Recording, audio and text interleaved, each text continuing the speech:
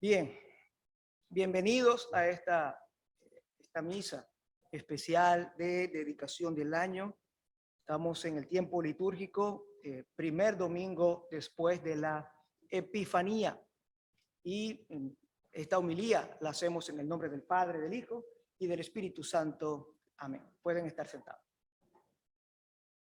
La semana pasada, déjenme poner aquí el tiempo porque es que ahora estoy complicado con el asunto de que estoy como trabajo adecuado, bueno, tengo límites de tiempo y todas estas cosas.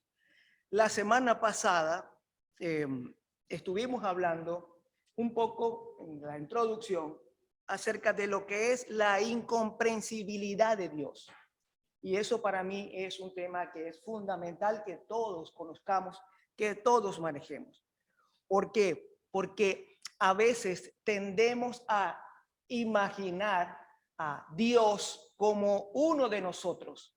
Y realmente, aunque la segunda persona de la Trinidad, el Verbo de Dios, tomó carne y se hizo uno de nosotros, aunque es como nosotros, no es igual a nosotros, porque nosotros no somos Dios. Sin embargo, Jesús es Dios y es hombre. Ahora, Dios es creador. Todas las cosas fueron hechas por medio del Verbo de Dios, es decir, por medio del Hijo. Fueron hechas todas las cosas. Fueron hechas por Él y para Él. Dios creó el universo. Él dijo, haya lumbreras en el cielo, y las lumbreras vinieron a la existencia. Y les decía la semana pasada en la introducción, no como cuando vemos en una comiquita, en una caricatura, vemos a Chazán, se me cayó el celular, vemos a Aladín, ¿verdad? El genio de la lámpara, ¿verdad? Qué sé yo, haciendo un gesto, moviendo un dedo y apareciendo, ¿verdad? Las riquezas, el tesoro, los camellos que le fueron pedidos. A veces nos imaginamos que Dios hizo así, ¿verdad? Movió un dedo y el sol apareció y punto. Y se nos olvida que Dios en su plan, en su diseño, creó, diseñó, calculó, estimó las leyes químicas, las leyes físicas, lo que hoy conocemos como constantes. Dios en su sabiduría estableció todo aquello y trajo entonces a la existencia de lo que no existía, lo trajo a la existencia. Pero las reacciones químicas, por ejemplo, que se realizan en el sol para que podamos tener entonces esa fuente de energía, de luz y de calor, no surgió simplemente porque Dios un día movió un dedo y apareció y Él no sabe qué pasa allí. No, Él diseñó en su ciencia lo que sería, ¿verdad? A lo mejor la ciencia o las leyes de la termodinámica, que hoy las conocemos, y las desarrolló hasta tal punto, bueno, y las trajo a la existencia. Eso es importante que usted lo conozca. ¿Por qué? Porque Dios es excelso, es infinito. El conocimiento, la sabiduría de Dios, yo hago siempre un ejemplo, imagínese usted tratar de meter el océano en una botellita de agua, en un frasquito pequeño, en un vaso de agua. Para nosotros eso es imposible. De la misma manera, entender a Dios, su sabiduría, para el ser humano es absolutamente imposible. No se puede. ¿Qué ha hecho Dios? Nos ha hablado en un lenguaje sencillo, de modo que nosotros pudiéramos entender. Piense usted ahora, imagínese usted, qué sé yo, a un gran científico, matemático, físico, enseñándole a su hijo, ¿verdad? Matemática en casa, sus primeras lecciones de matemática, haciendo su primera regla de 3, su primer despeje de una constante. Una persona que es capaz de desarrollar un cálculo, qué sé yo, que indescriptible para nosotros, enseñando una cosa tan sencilla para él a su hijo, ¿verdad? Como lo es tal vez una simple regla de 3. ¿Cómo le va a hablar? ¿Cómo se expresaría? ¿Qué le diría? ¿Qué ejemplos utilizaría? lo más sencillo posible, porque no le puede hablar en los términos científicos o del conocimiento que tiene, porque no le entenderían. De la misma manera, Dios nos ha hablado a nosotros, se ha rebajado para hablar humildemente, sencillamente, de modo que nosotros le podamos entender. Hay cosas que Él nos revela para ser entendidas y hay cosas que se guardan en su sabiduría porque nosotros no podemos entender. ¿Cómo llamamos en teología a aquello que Dios no nos ha revelado y por tanto no podemos entender? Se llama misterio. Se llama misterio. Lo que ocurre, por ejemplo, en el bautizo de un niño, hay misterio, porque sí, efectivamente, hay agua, hay elementos físicos que Dios ha permitido como medio de gracia para bendecir a sus hijos. Y está el agua, perfecto, y la bendecimos y bautizamos al niño. Pero ahí está ocurriendo un milagro que no podemos ver, que no podemos conocer a plenitud lo que realmente o cómo se está efectuando. ¿Qué hay allí? Un misterio. La Eucaristía es un misterio. No podemos explicarla. No podemos. Mire, las ramas de la iglesia de tradición católica hablan de transustanciación, otras hablan de consustanciación. Nosotros entendemos que al final todos creemos que ese pan y ese vino viene a ser cuerpo y sangre de Cristo, presencia real de Jesús en la Eucaristía. Lo creemos. Pero ¿cómo es eso posible? Aunque algunos se sienten a explicar y utilicen la filosofía y traten de dar alguna forma de explicar, la realidad es que ninguno de nosotros es posible conocer cómo eso se lleva a cabo.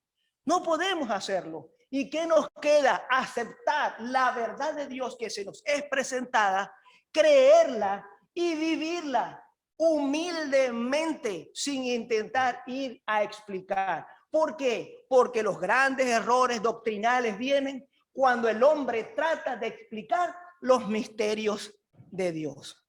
No sabemos, aceptémoslo, creámoslo, pero no tratemos de ir a buscar el conocimiento de algo que Dios ha dejado velado para nosotros. ¿Qué tiene que ver todo esto con la homilía de hoy? Que hoy vemos acá un misterio que se presenta a la vista de todos y es como Dios mismo. La semana pasada hablamos de cómo Dios se hacía carne y hoy vemos cómo Dios confirma que ese verbo encarnado no era otro que Jesús. Jesús es el verbo encarnado de Dios. Es la segunda persona de la Trinidad. Es Dios. Dios se humilló, Jesús se humilló. Entienda esto, por favor. Jesús, la segunda persona de la Trinidad, eterno, no tiene principio, no tiene fin.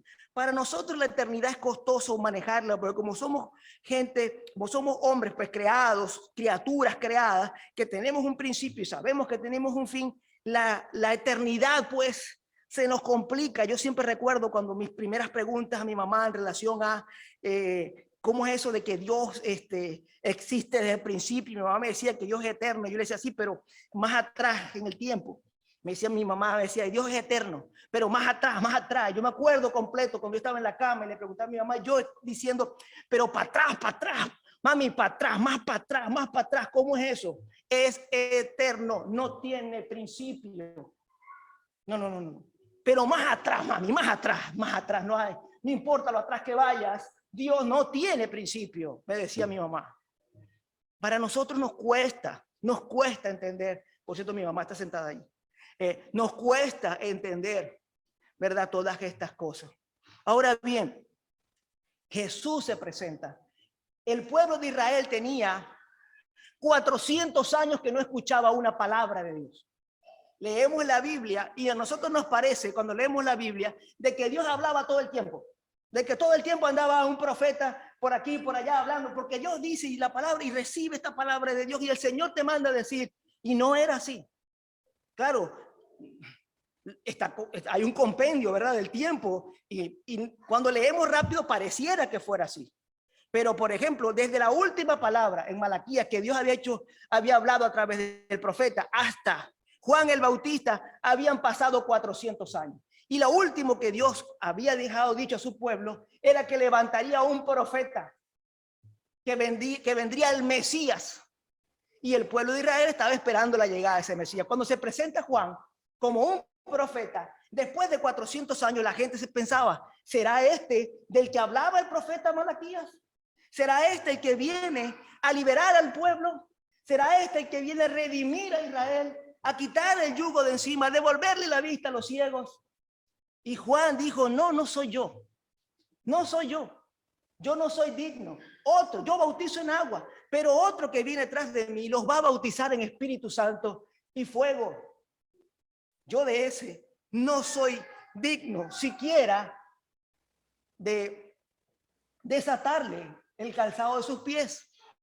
Esa expresión a nosotros se nos pasa fácil, pero en los tiempos de Jesús, cuando una persona se convertía en maestro, en rabí, y tenía entonces discípulos, los discípulos se les podía pedir muchísimas cosas, pero no se le podía pedir nunca que atara o desatara las sandalias de los pies de los maestros, porque era indigno que el maestro lo pidiera. Ahora Juan el Bautista le dice, yo no soy digno, ni siquiera soy digno de desatarle el calzado de sus pies. Y de esta manera va introduciendo Juan a Jesús, preparando el camino, allanando el camino para presentarlo. Y cuando Jesús se presenta, aunque el evangelio de hoy, esta versión de Lucas es muy reducida, mucho más corta, Juan cuando lo ve, en el primer momento dice, ese es el Cordero de Dios que quita el pecado del mundo. Y cuando viene Jesús y se acerca, le dice, vienes a mí para que yo te bautice, si tú deberías bautizarme a mí, porque mi bautismo es de pecado, es para pecado, y tú no tienes pecado. Y Jesús le dijo, es necesario que cumplamos con toda justicia. Es decir, yo vine a cumplir lo que mi Padre me ha mandado a hacer y he venido a identificarme con el hombre, incluso en su nivel más bajo, aunque yo no he pecado. De esta manera demuestro que el comienzo de mi ministerio y de mi obra en esta tierra es la identificación con ese hombre que peca, porque por él yo he venido. Jesús no vino, ¿verdad?, por los salvos. Él vino a salvarnos, porque ninguno de nosotros, ningún ser humano por sí mismo es capaz de alcanzar méritos para ser recibidos por Dios en gloria. Todos necesitamos ser salvos de nuestras culpas y de nuestro pecado. Jesús entonces es bautizado y sabe que la multitud estaba allí. Y todos pensaban que iban a Juan porque Juan era el profeta. Jesús estaba en medio de ellos y ellos no podían identificar a Dios en él. Dios estaba cubierto, ¿verdad?, humildemente escondido tras un velo de carne y no lo podían ver. No podían verlo. Dios estaba allí al lado de ellos y no lo veían. Jesús se acerca entonces a ser bautizado y en el momento que Juan le bautiza, ahora viene un testimonio del cielo. Ahora Dios va a hablar, el Padre va a hablar y va a decir, sí, este sí es el que yo dije que enviaría. Este es mi Hijo amado. Y fíjense algo extraordinario. Vemos aquí la primera presentación muy clara de lo que es la Trinidad. Vemos al Padre, vemos al Hijo y vemos al Espíritu Santo. Dios, un solo Dios, tres personas. Jesús sube del agua. El Padre habla del cielo y dice, este es mi Hijo amado, en quien me complazco o en quien tengo complacencia. No en otro, no hay más nadie en esta tierra en quien yo me complazca. No la hay. solo en Él, porque Él es mi Hijo amado. Y el Espíritu Santo, tercera persona de la Trinidad, viene sobre Jesús. Y ahí está clara la Trinidad, pero viene en forma de paloma. Alguien me preguntaba, Padre, ¿por qué en forma de paloma? ¿Y por qué viene a posarse una paloma sobre Jesús? Yo le digo, bueno,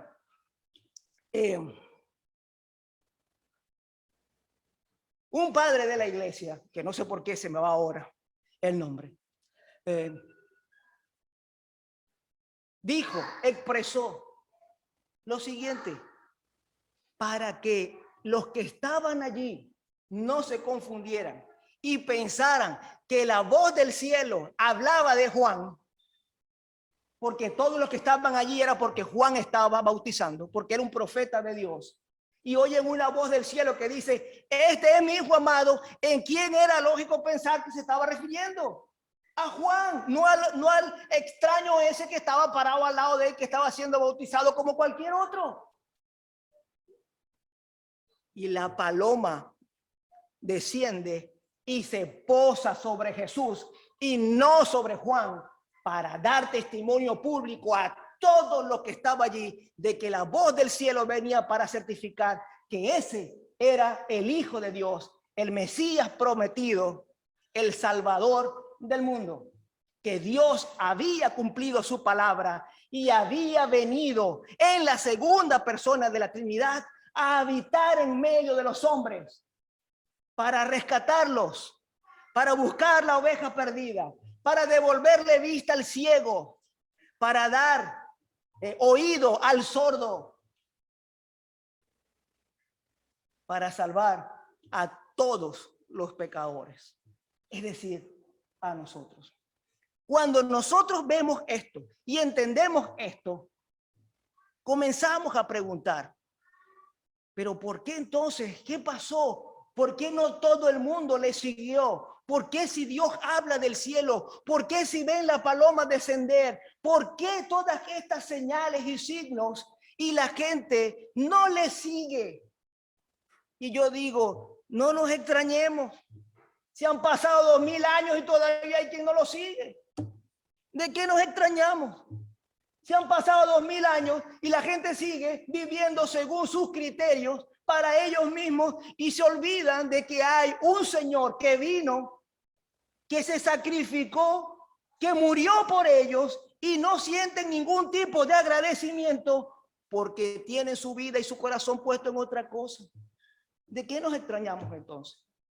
No podemos extrañarnos porque eso lo vivimos todavía hoy.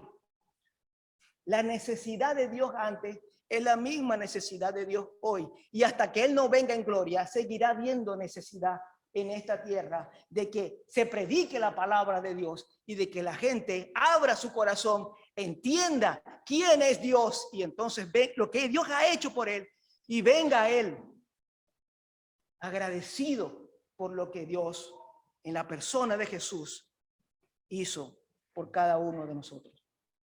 Hoy día la gente menosprecia el mundo, la sociedad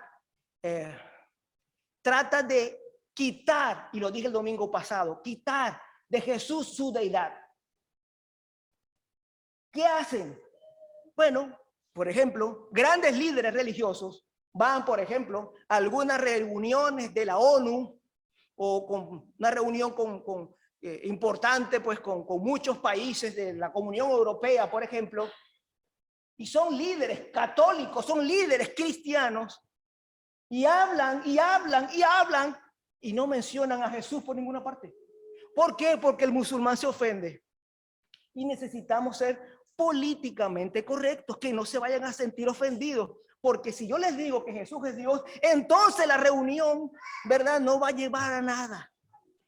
Pues sabe que a mí, en lo particular, me sabe a un pito, o sea, a lo que usted quiera que sea bien desagradable, a hígado encebollado.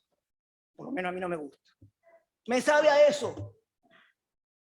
No me importa, y a nosotros no nos debería importar que se ofenda el que se va a ofender.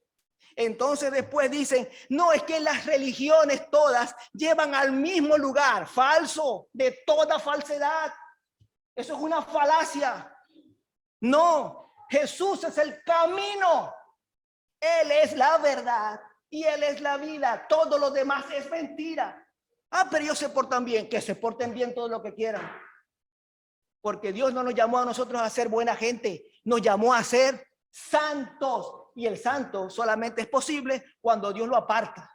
Cuando Dios lo bendice. Y el Dios de los musulmanes no puede bendecir porque está muerto.